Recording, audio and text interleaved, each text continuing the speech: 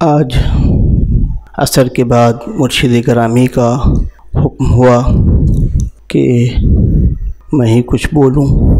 میں مقرر نہیں، بس اپنے مشائخ کا اور خاص طور سے پیر و مرشد کی عنایات جو کچھ ہیں بس وہی ہے.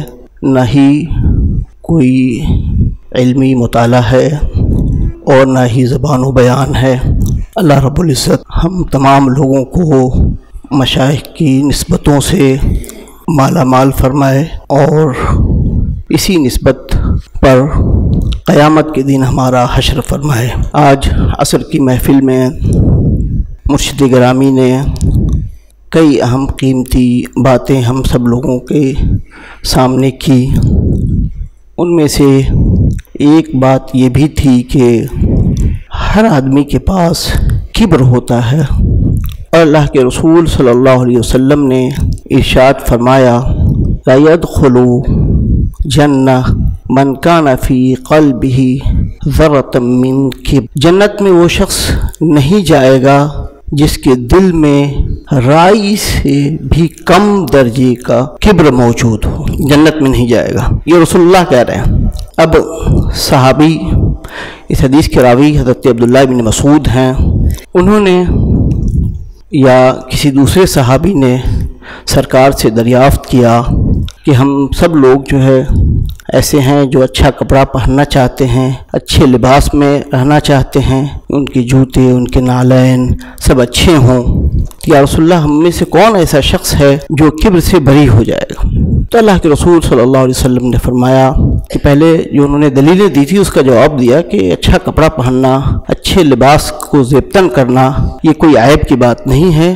اس کا جواب دیتے ہوئے آپ نے فرمایا ان اللہ جمیل، اللہ جمیل ہے اور وہ جمال کو پسند فرماتا ہے. پھر کبر کی تعریف کرتے ہوئے آپ صلی اللہ تعالی وسلم نے ارشاد فرمایا کہ کبر یہ ہے کہ بندہ حق کا انکار کرے اور لوگوں کو حقیر سمجھے.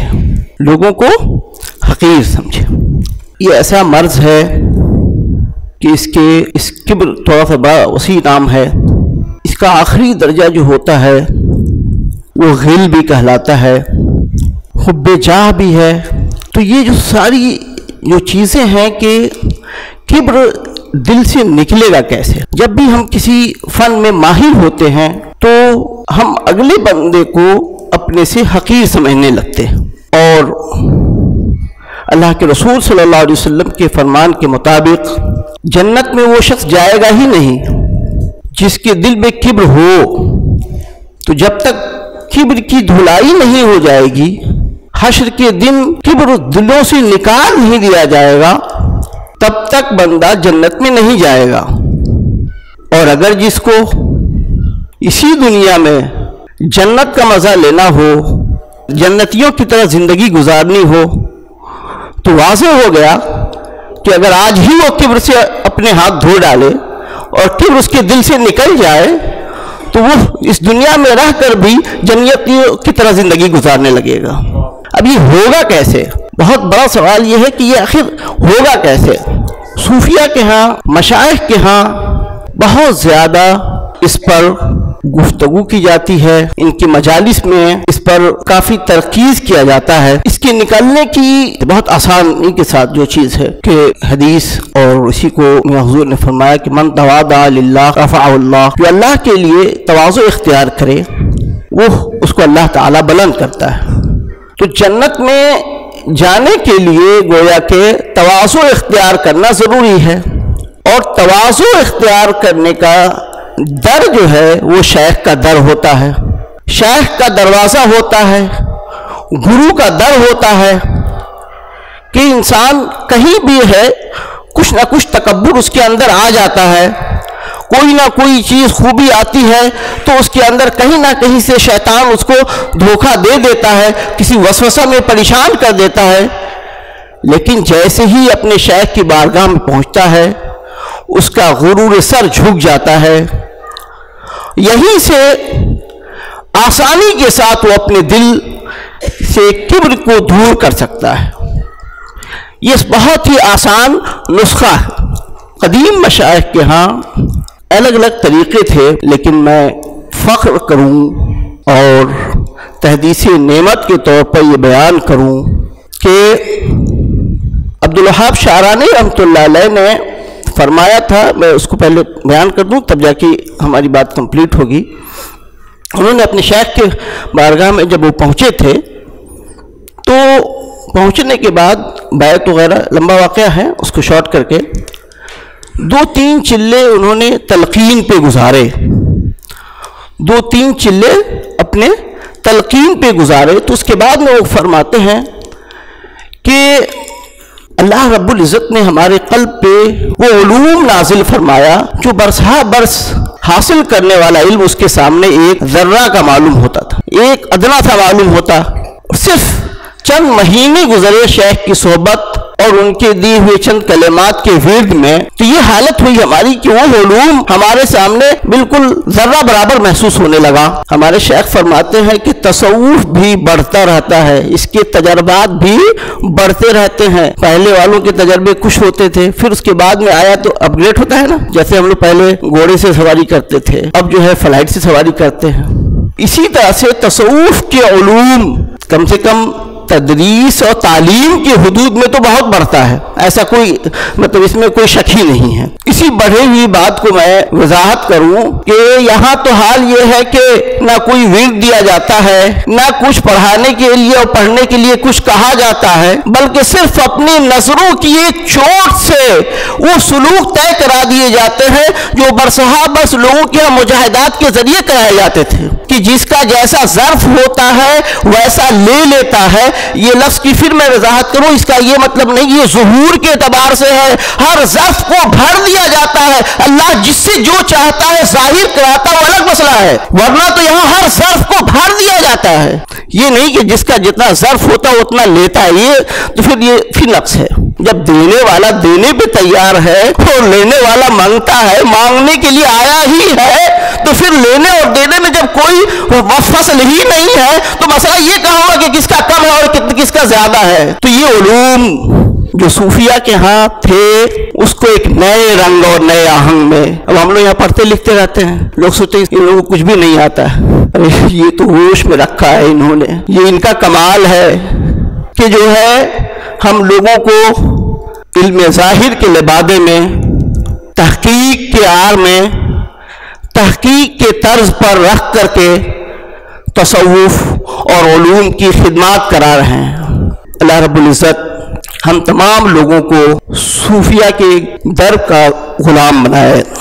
تو مشائخ کی یہاں حاضری اسی طور پر ہونی چاہیے، اور جب بھی کوئی گناہ ہو جائے، کوئی لغزش ہو جائے تو فوراً اپنی توجہ شیخ کی طرف مرکوز کرنی چاہیے اور توبہ کرنی چاہیے۔ میں یقین کے ساتھ کہتا ہوں کہ مجالس میں جو الفاظ ملتی ہے الگ مسئلہ ہے، فیض کا مسئلہ میں کوئی فرق نہیں پڑنے والا ہے۔ آپ جیسے ہی اپنے شیخ کی طرف متوجہ ہوں گے، شیخ کی روحانیت آپ کو اپنے چپیٹ میں لے کر کے آپ کو ایسے ہی پاک کر لے گی جیسے کہ وہ پاک کرتے رہتے ہیں۔ تو آپ جہاں کہیں بھی رہیں، آپ کوئی بھی عمل کریں، آپ کا ہاتھ، آپ کے کردار تو عمل میں رہے، لیکن آپ کی توجہ کا مرکز آپ کا شیخ رہے۔ شیخ جو ہے یہ قبلہ توجہ ہوتا ہے، یہ وہ چیز ہے کہ اس کے ذریعے سے بندہ توحید حقیقی تک، اللہ رب العزت تک اس کی رسائی ہو جاتی ہے۔ اب میں تھوڑی سی اوپر سے ایک بات کر دوں کہ جب جیسے کمپیوٹر ہوتا ہے کہ کمپیوٹر کے اندر بہت ساری چیزیں ایسی ہوتی ہیں جس میں سے ایک چیز آپ جو ہے اس کا آن کر دیجئے، باقی چیزیں خود بخود جو ہے اپڈیٹ ہو جاتی ہیں، اس میں آ جاتی ہیں۔ جیسے سمجھنے کے لیے کہہ لیجئے کہ اگر کسی کمپیوٹر میں نیٹ نہیں ہے تو صرف نیٹ ڈال دیجئے، باقی وہ خود بخود جو ہے لے لے گا، اور کچھ آپ خود لے لیں گے، جیسی ضرورت ہوگی آپ اپنے حساب سے کر لیں گے۔ ٹھیک اسی طرح سے جب بندہ پر شیخ کی توجہ سے توحید اللہ رب العزت کا تراہ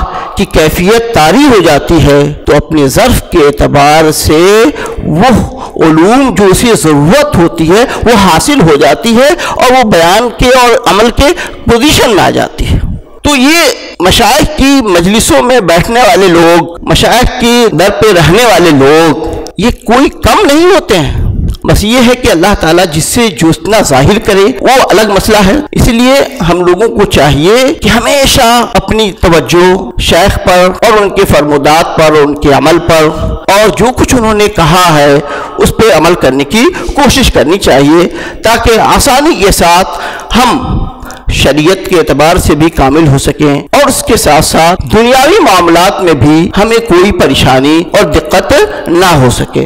ہر چیز میں رہنمائی لینی چاہیے مشائخ سے اور لیتے رہنا چاہیے۔ ہم نے اپنی گفتگو کی شروعات اس چیز سے کی تھی کہ کبر کیسے دھلتا ہے، تو اس پر ہم نے کہی کہ سب سے آسان راستہ جو ہم نے بتایا وہ شیخ کی توجہ ہے، اور اس کی وجہ بھی بتائی کہ ہوتا کیا ہے اس سے ہوتا یہ ہے کہ گویا کہ آپ کأنکا تراہ کی کیفیت میں ہے۔ اس کو ہمارے شیخ فرماتے ہیں کأنکا تراہ کیا ہے، یہ کیسے آپ سمجھیں گے کہ یہ کأنکا تراہ ہے۔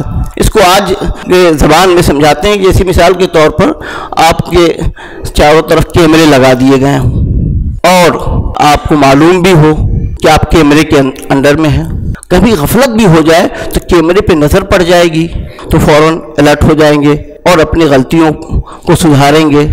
تو ہم نے ان دونوں کو ملا کر کے یہ کہا کہ ہمیشہ آپ اللہ کی نظر میں رہتے ہیں، اور جب شیخ کی توجہ اور شیخ کی صورت کی تسبیح آپ نے پڑھ لی ہے تو جیسے ہی آپ غافل ہوں گے فوراً آپ کی نظر شیخ کی طرف پڑ جائے گی، اور اسی توجہ کی برکت سے فوری طور پر آپ گناہ سے محفوظ ہو جائیں گے۔ تو جیسے جیسے گناہوں سے ایک ایک کر کے نکلتے جائیں گے، اب اس کو گننے کی ضرورت نہیں ہے کہ کون سے گناہ نکل رہے ہیں اور کیا نکل رہا ہے، سب آہستہ آہستہ آہستہ آہستہ ختم ہو جائے گا اور آپ اطمینان اور طمانینت کی زندگی گزارنا شروع کر دیں گے۔ اللہ تبارک و تعالی ہم کو ان تمام باتوں پر عمل کرنے کی توفیق عطا فرمائے، اور جو غلط چیزیں زبان سے سرزد ہو گئی ہے اللہ تعالیٰ اسے معاف فرمائے۔